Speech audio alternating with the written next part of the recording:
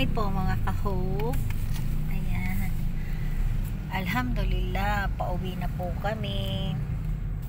Yan po mga ka-hope. Bali, medyo buti na lang po. Kahit traffic in moving po. Ayan. Andito pa kami sa Nagtahan. Ayan. Sa tulay ng Nagtahan.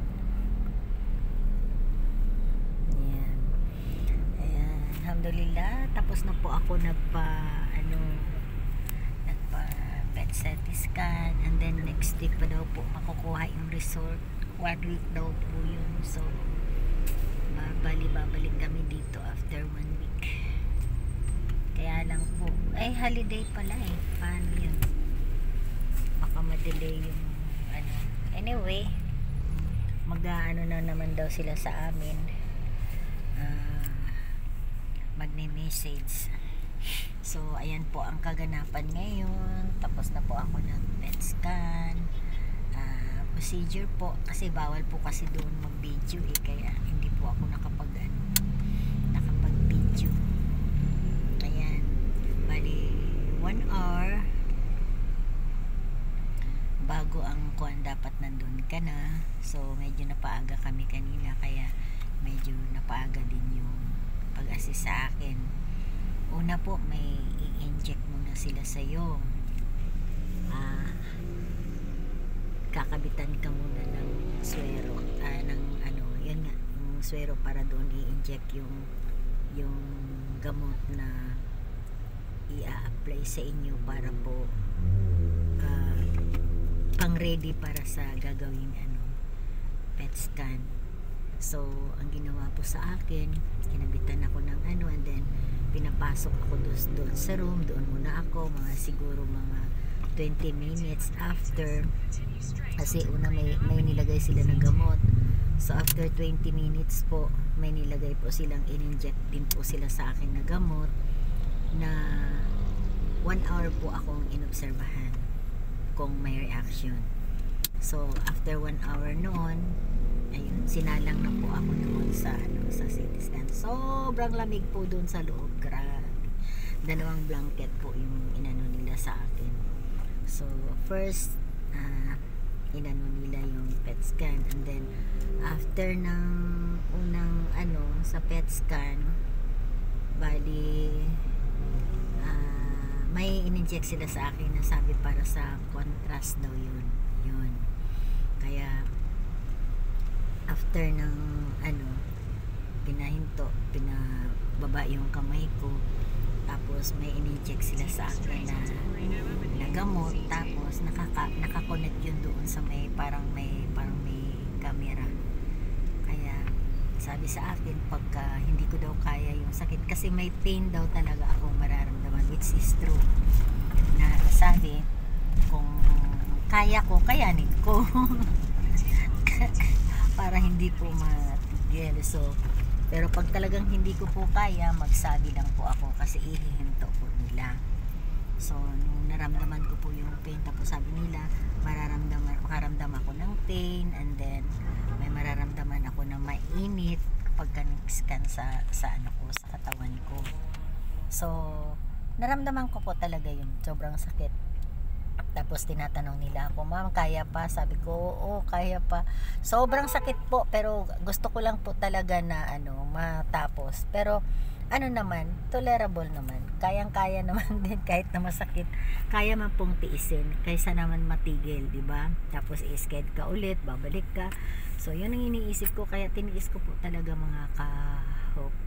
Then lang nun, siguro wala pa, mga 5 minutes lang naman siguro yung pain na naramdaman ko, and then after nun wala na. So naramdaman ko yung mainit sa katawan ko, kasi yun na nga po yung ng contrast, yun pala po yun. So in short, sa awa ng Allah, nag-ano lang po talaga ako, nagpe-pray lang po talaga ako after nung natapos na yung yung contrast. Yan. So na po ako, pinastop na yung machine, tapos pinababa ako, and then in-instructionan ako na doon muna sa kwarto. Binalik muna ako doon sa parang recovery room nila. And then, mag-stay daw muna ako doon ng mga 10 to 20 minutes para po maobserbahan.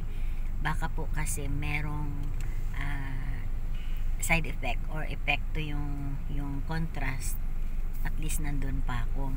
Tapos tinanong ako kung wala bang paninikip ng dibdib, hirap sa paghinga, wala ba akong nararamdamang sakit. Sawa ng Allah, wala naman po. Kaya after ng siguro 15 minutes lang din po ako doon. Kaya after nun, ayun, inano na ako na okay na daw po. So pwede na akong lumabas. Kaya doon po lumabas kami, and then sinettle namin yung payment. Kaya ayun, eto po, pauwi na po yung abang lingkod ninyo. Alhamdulillah, maraming salamat po sa itaas at hindi po ako pinabayaan. Sana lang po pagdasal natin na okay po yung magiging result po ng aking PET scan. Sana nga po para masabi ko na okay na po talaga ako. Yan po ang aking hobby. Ayan. Ay nako, alhamdulillah, at may asawa akong sobrang supportive sa akin. Kaya nagkakaroon ako ng inspirasyon na malabanan ko po lahat. And then kasama po kayo doon. Ito pong na to, hindi ko alam. Kaya nag-aano lang din po ako para po hindi matigil. Pero sa ngayon po parang may problema po yung ko sa YouTube. Dahil nga po, wala naman pong dumating sa akin na na pin. Kaya hindi po ako nakapag-pin. So, parang inano muna. Pero okay naman po, nakakapag-upload pa naman ako. So, mga kaho, hayaan nyo lang po kahit na